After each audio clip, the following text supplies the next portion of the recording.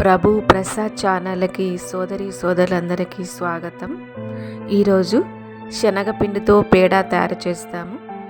శనగపిండితో పేడ తయారు చేసేదానికి కావలసిన సామాగ్రి: 1 కప్పు శనగపిండి, 1.5 కప్పు చక్కెర పొడి, అర్ధ కప్పు నెయ్యి,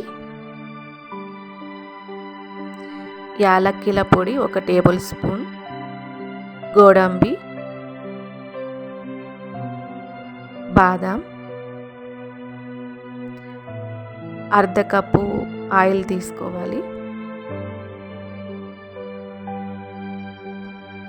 ఇప్పుడు ఒక బాండ్లీలో ఆయిల్ వేస్తున్నాను. అదేవిధంగా గీ కూడా వేసుకోవాలి. శనగపిండి వేయాలి.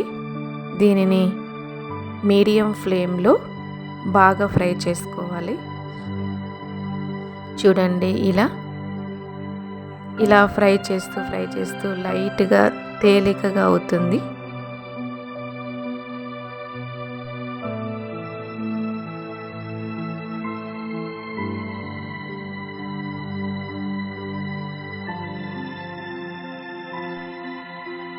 చూడండి ఏ విధంగా తేలికగా అయిపోయింది.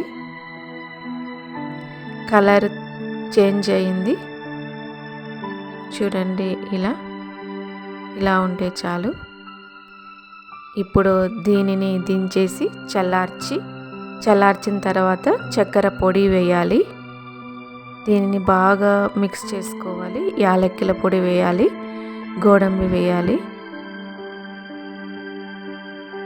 బాదం కూడా వేసుకోవాలి.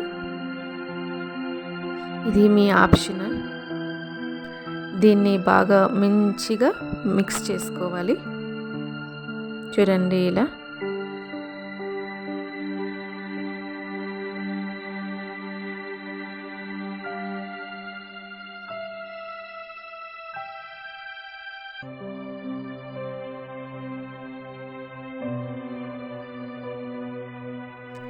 ఇప్పుడు చేత్తో ఇలా బాగా మిక్స్ చేసుకోవాలి.